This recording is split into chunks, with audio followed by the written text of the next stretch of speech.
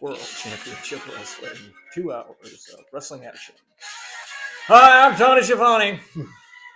All right. Not really. So let's get right to the questions. Let's get right to it. All right. Respectfully. This one is Chris Bradshaw. Said, thank you both for this channel. Wrestling Today could definitely use your dad's wisdom. As a resident of Richmond, Virginia, we benefited from his talent in the Mid-Atlantic days, are still missed to this day. Along the lines of Al Perez, do you think he was simply ahead of his time? Question. I feel if he had stayed past 1988, his talent wouldn't have been appreciated with where the business was headed. So, do you think Al was ahead of his time? And I feel if he had stayed past 1988, his talent would have been appreciated with where the business was headed. So I'm not sure I'm understanding that last Al part. Perez was probably the greatest technical wrestler that Dad ever had. Very much along the lines of Bret Hart. Good-looking guy, strong, assertive confidence, bordering on the edge of a cocky side at times. So you're going to say bordering on the edge of insanity? That too. Could pretty much do anything out there. And was really nice guy. Yeah, wonderful. Very guy. nice. One of my favorite people that Dad ever managed. He's when it comes to weights and stuff, he's the one who really showed me how to do it. And I think he was one of my favorite guys that Dad had. But then again, everybody that was with Dad pretty much became like a member of the family. But Al, ahead of his time, yeah. Just Al was one of the first guys. Well, much like in the same Bret Hart model. Yeah, I was just saying Al as a guy. As a guy, I remember being around him a lot. Oh yeah, going to Waffle House, eating with him, and teaching us about weights. And if we're trying to like eat like no, don't do that. No, don't need to eat this. Don't need to eat that. Don't do that. I had a scenario for Al. What was that? So here's my thinking, and I want to know, like, if anybody's watching, for the 2 people that are watching, or actually 3 now. I heard we got another subscriber. How would you have positioned Al Perez if you owned the Mid-Atlantic, or it was World Championship Wrestling by that time? Mm-hmm. All right. How would you have positioned Al Perez? What to get him over? Because, he had the look. He was over? No. I'm saying if they said, hey, here's Gary Hart and Al Perez. Let's say you're Jim Crockett. Okay. Let's say these people out here, you're Jim Crockett. Mm-hmm. And let's say Dusty comes to you and says, hey, we got Gary Hart and Al Perez coming in. Mm-hmm. Give me an idea. This is Dusty talking to y'all because he was the booker. And he's like, man, give me an idea how we can get them over. So here, I have an idea. This was just kind of, I know you probably won't agree with it, but I think if Al and Dad would have, I saw a match with, and we talked about this a little bit. Mm-hmm. So I saw a match with Dad and Al against Brad Armstrong. It looked like it was, I'm not sure what city it was in. It could have been in Richmond. But I especially think it's starting off in a new territory. I think it would have been really good if Al and Dad would have worked together more. Like Kenji that wouldn't have been good for the Great Muta and Dad. I'm saying, like, the classic thing where the Dad takes the referee, Al cheats. Okay, I know you hate it already. Dad takes the referee, Al cheats. I know you're going to say that's putting the heat on Dad. And it is, but I think at first it would have been good. And then Al take the ref and Dad get on the guy. Okay, and do that. I mean, back and forth, double teaming the guy. Now, here's the thing. They get into a program with Dusty. And you take someone like Baby Doll. I know the time frame is off because Baby Doll was with Dusty a couple years earlier. Nicola was with him about a year and a half. Right. Okay, so you get into the program with Al and Dusty, and Dad's with Al, and Baby Doll's with Dusty. And I think it'd be like during the program, because women liked Al. Oh yeah, they did. So during the program, somehow, I don't know how long the program lasts, couple months, 3 months, 4 months.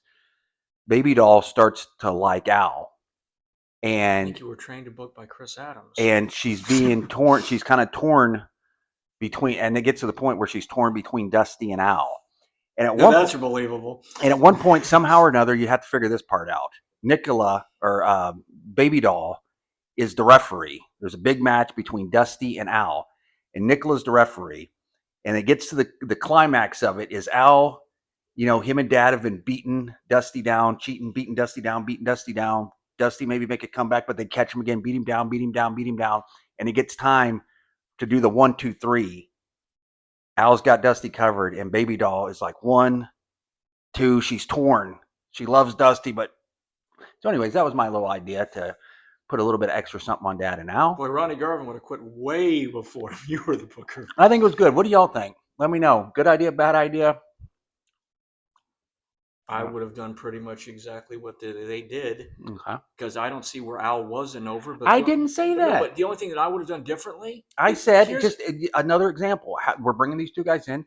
How would you get them over? It's like if you're having Dad constantly cheat. When anytime you're building a guy as a wrestling machine, he can't have his manager constantly interfere, because then, I mean, you can do that if you're managing Dick Slater, if you're managing Dick Murdoch, if you're managing Buzz Sawyer, if you're managing somebody that you're not presenting as a technical genius. The best thing that they could have done is, as soon, and this would have kind of moved the Barry Windham thing around, is have him go in there, and within 6 weeks, when Dusty became the Midnight Rider, have Al win the United States title. Boom. Cool. Pretty simple. All right. Pretty simple.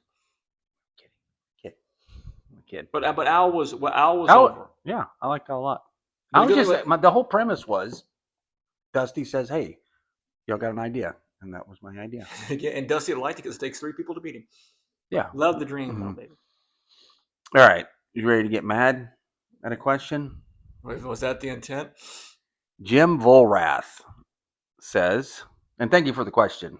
I'm not going to be mad at you, Jim.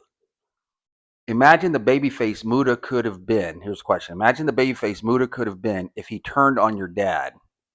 Your dad was such an amazing, all caps, talent. I am so glad I found this page. Thanks for the question. Great question. Imagine the babyface Muta could have been if he turned on your dad. Go. Well, yeah. Okay. You could have done that, but the thing is, Dad had to still be developing him and behind the scenes. So anyone he was going to be working with, Dad was going to be managing that guy, because Dad has to control it. Because Muta didn't even really know how to beat Muta up until what? Because it takes a while to. I mean, when the gimmick's in your head, it's easy for everyone else to say, "Okay, I know how to do this." But yeah, that was the thing I had suggested, and the obvious thing to have done back then is to bring in Vader, let Dad manage Vader. Vader and Muta are tag team partners, and then when it's time, Muta and Vader and Dad turn on Muta.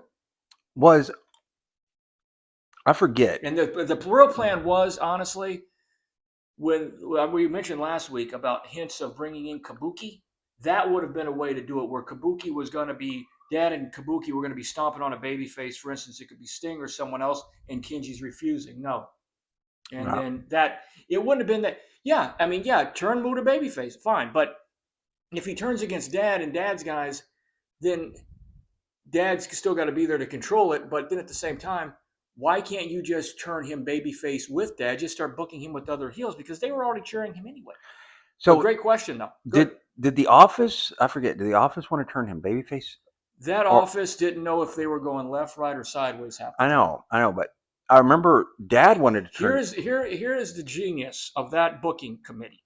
Okay, for months, due to people like Dave Meltzer and other know-nothings, Gary sandbagging Muta, Gary sandbagging Muta, Gary sandbagging Muta. It got to the point where Dad said, "Fine, if you're so smart, you do whatever you want to with him. I'll leave."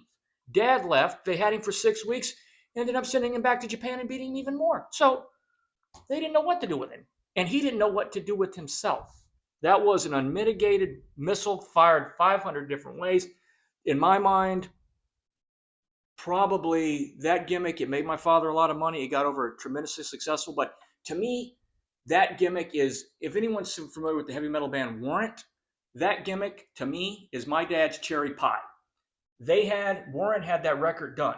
The record was called Uncle Tom's Cabin. Then they called him and said, we need a single like Love in an Elevator. Got to give me something like that. So he ends up writing Cherry Pie. So he's doing cherry pie eating contest. The record's cherry pie. The single's cherry pie. He's the cherry pie guy. So everything about him was cherry pie. Now everything people remember about my father is the Great Muta. That whole gimmick is just, I'm glad you liked it. Told you you guys was gonna get mad. I'm glad you liked it, but I can think of, here's what, this is to all the Gary Hart fans out there, to all of you out there. Watch my father's work with Chris Adams and Kevin Von Erich, and then watch my father's work with Muta. And tell me that Chris and Kevin isn't better than that. Glad you didn't get mad. No, I'm not mad. It's just that. So I'm just saying he's thinking the correct way. Jim Volrath, because Dad wanted Kenji to be a babyface. Yes, but with Dad in the corner. Right. But what had to happen is Dad had to be somewhat involved, and as Jim had mentioned, he would turn against Dad. Thus, Dad's guys were out there working with him to protect him and make him look the way he was supposed to. Once that thing got out of Dad's hands, that's when it all went bad. Yeah. And no, this isn't directed at you, Jim. Yeah, no one's saying. No, I'm just saying that there were. Okay, this is what's hard. We did not have his working papers. They could always threaten to send him back, which they eventually did. He was under a contract. My father wouldn't sign one. It was just, he wanted to go back to Japan. The Japanese office wanted him back. Everybody who on the booking committee was already active wrestlers who were shooting for their own angles. It was a very, very complicated thing. Thank you, Jim. Great question. Yes, we're doing a deep dive on this. Let's go. Lazman, our Jim, guy. you deserve a Gary Hart Fan Club t-shirt after that. Lazman. Yes, Lazman. Loving it, guys. Great stuff. Thank you. Question. Mm-hmm. You mentioned the Sportatorium concessions. Percy Pringle had a story about them eventually draining the deep fryer and finding mouse rats bones in it. I don't doubt it. What are your memories? Remains of Tom and Jerry. What are the memories of the Sportatorium? And did you try the French fries? I don't think I ever tried the French fries. I never ate there the entire time I would go there. And after hearing that, I'd never heard that story about the deep fryer. I don't think I'll eat fries again, period, after hearing that story. But no, it doesn't surprise me. But I saw rats actually in there. Not the girls that were coming to their matches. But then. So you guys want no memories of the Sportatorium? In the bathrooms, they had like these urinals. They weren't really traditional urinals. They were more like bathtubs, like in a 1930s home. Mm-hmm. It was hot. It was dirty. It was just, it had a charm to it, but as years went by, you would walk around and you see the ceiling, because the ceiling was like almost like a tarp with insulation, and it was falling in by that point. It was a dirty, hot place, but it looked great on TV. Unless you've been, how would you describe that place to somebody I remember. And when people would drive up to it, they were like, is this it? Because it was a pit that went down into the ground. Yeah. But it was just, I don't really know any way to describe that place unless you'd actually been in there. Yeah, I thought. It looked great on TV though. Yeah, I thought it was a great building for wrestling. Yeah, it was perfect. My earliest memories of it is the smell of it. It was Bronco Lubitsch's cigars. I don't know if it was. I guess it was. It was either his or Axe. Yeah, I think it was probably Broncos, because I don't know if Scandor was there at the time. No, he wouldn't have been there at that time. Yeah, so I remember it smelled like Bronco Lubitsch's cigars. Yeah, I just got good memories of that as a little kid. But again, it was just so hot. It was hot. Yeah. Hot. It was, yeah. But a perfect building for wrestling. Nowadays, I don't know if you could. People might actually be scared, not just because of the neighborhood it was in, to go in there, but just it had a personality. I think Mark Lawrence said it best. It had atmosphere.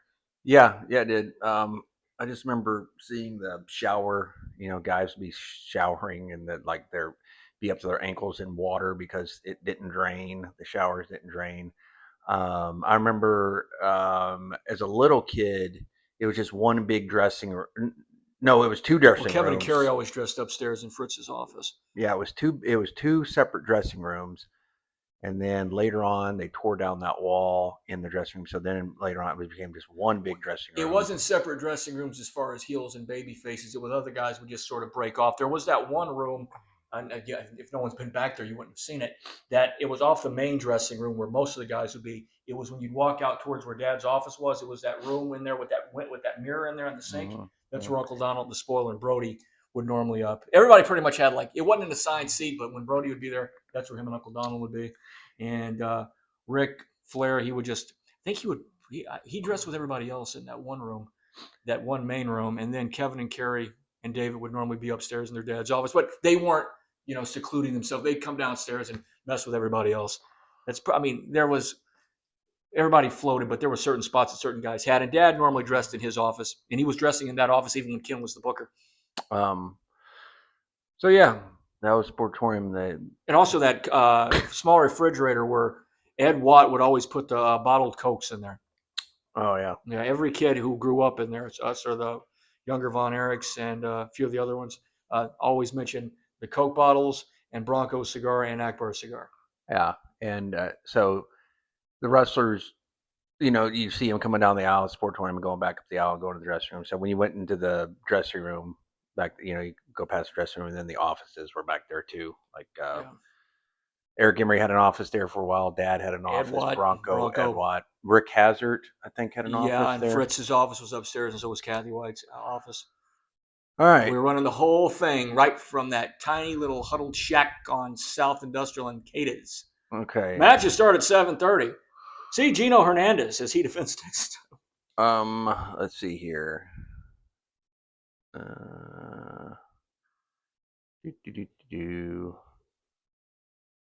Okay, Thelma Potato. Cool name. So she goes, I agree. I'm guessing it's, I agree. Cable kind of killed wrestling. So I guess we were talking about, okay. Mm-hmm. So she said, or Thelma Potato, she says, territory wrestling was more popular with hotter crowds because they had local guys. Yes. Plus, there was limited talent, but you could swing heels around different areas and they would be fresh. Guys like King Kong Bundy, Abdullah, Missing Link, and Kamala were great when they bounced into different TV and local arenas. Thelma has a very good point. As soon as cable came around, their gimmicks didn't resonate as much. Yeah, one thing that comes to mind here is, Dad always could kind of, had a great eye for talent. He could see a guy just like off the bat and know if the guy was going to be good or whatever.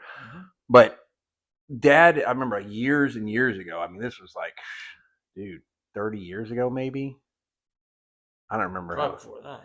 But he was saying that in the modern day wrestling, he said, how was it? It was, he goes, the biggest, he was going back to the territories, because Dad or other guys, they'd go work at a territory for like a year and a half, 2 years, whatever, then they would leave. Yeah. And then it'd be like 5-6 years maybe till they came back. So they were fresh in the territory, or they hadn't gotten stale in that territory because they had left. But, and I don't know, maybe because I was just a kid, but Dad said, he goes, the biggest obstacle I see for the new guys for this modern era, and I guess it was, just when it was just WCW and New York and WWF.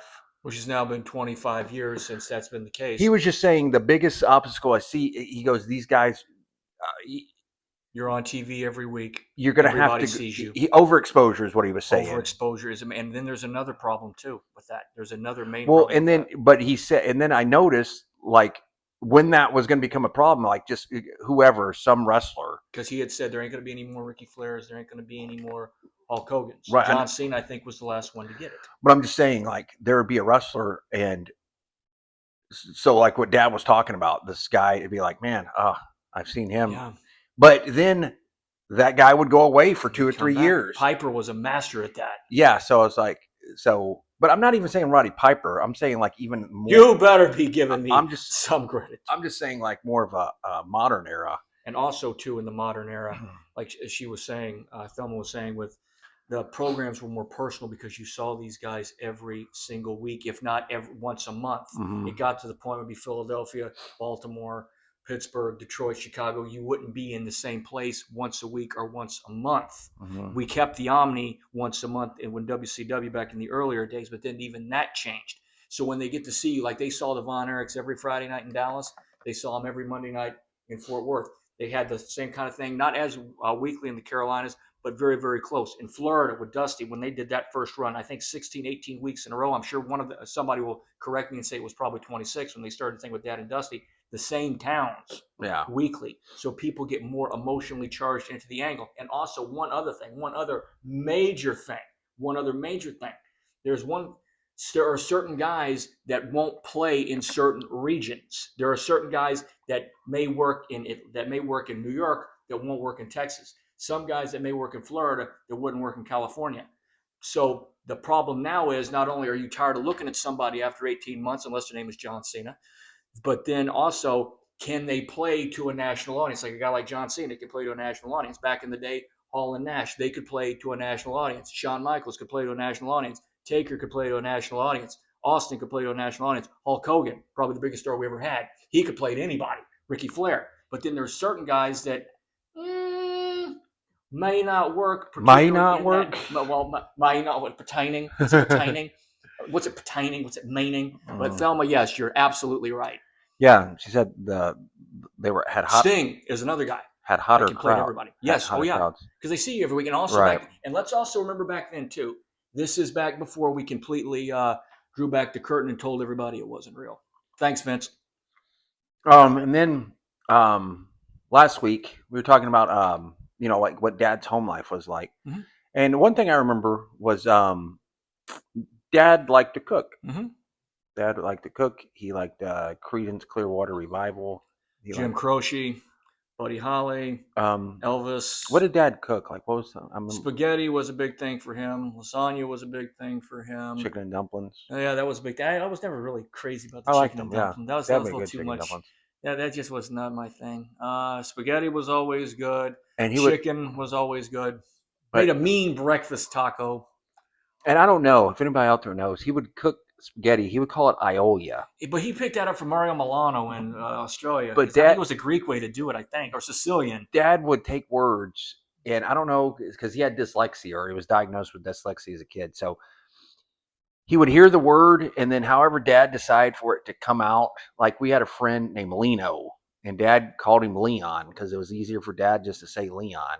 So he would call the spaghetti Iolia. So if anybody knows, is that the right way to say it? And also he would cook something, and he always called it carne asada. It's carne asada. Carne asada. So he would cook it. He'd call it carne asada. I think the Iolia, I think that's garlic spaghetti with olive oil. I think is what that is, because I had a pizza with some of that stuff on it. Business about was 10 years ago. Business was bad in the territory, so so Dad was cooking us a lot of cheap spaghetti. Yeah, that was like after that. Yeah. But man, when Muta got over, when we had Nintendo, we had stuff like I'm that. joking, dude. Life did not begin with Michael Hayes coming here and Dad pulling Kenji Muto or whatever his name is out at Sportatorium. Probably should have left him there when we found him. Was that harsh? I'm sorry. Watch television. He liked TV. He liked Andy Griffith. Football was his. That was our main thing. I remember after he left WCW with Muta, your favorite. Yeah. I remember we'd be in the living room. I'd find him like midnight, 1:00 in the morning. He was watching Hill Street Blues. Yeah, Hogan's Heroes was like a big thing for him, because after the plane crash, he would sit there because he couldn't do anything because he was like, almost in a damn near a body cast. Right. So he's just sitting there. And now if this would have gotten out back in the day, it would have killed the business in Florida. So just bear with us here. After he had crashed in Tampa Bay, he would sit at home. Hillsborough Bay, actually. But he would sit at home, and he would be smoking a substance and drinking Boone strawberry wine. And this would have killed everything, because the guy he was doing that, Frenchie Bernard, was one of the referees. He was also a good friend of Andre's. But the other guy who was in on it with him was a guy he was in a hot program with, one of the greatest world champions of all time, Jack Briscoe, and his brother Jerry. That would have really killed the business back then. That word would have got out that the Briscoe brothers are blazing with Gary Hart and getting smashed on Boone's Farm strawberry wine. Before we end, I thought of you talking about Dad watching Hill Street Blues. This is just, I don't know. Maybe fans of Dad might find this interesting. I still do it to this day, but I was sleepwalking one night. Yeah, I haven't seen you do that in a while, but good So, reason. so I was like, Does he sleepwalk anymore? Does he do it? He still does it? Okay, I'm talking to my sister-in-law and our producer here. so I was like 10 years old, and Dad was up. It's like midnight, 1 o'clock in the morning. So, anyways, and I get up and I walk out the front door. I remember this. And so Dad's just in the living room watching television, and he just hears the front door open, because I'm sleepwalking. I walk out the front door and I go walk out there, and I was like, what am I doing or whatever? And I come back in. But so Dad in the living room just hears the door open. So next thing, I come back in the house and I turn around the corner and I see Dad standing there with a butcher knife, because he just thought someone, he thought someone broke into the house. So anyways, got anything else to say? Don't miss it. Be there.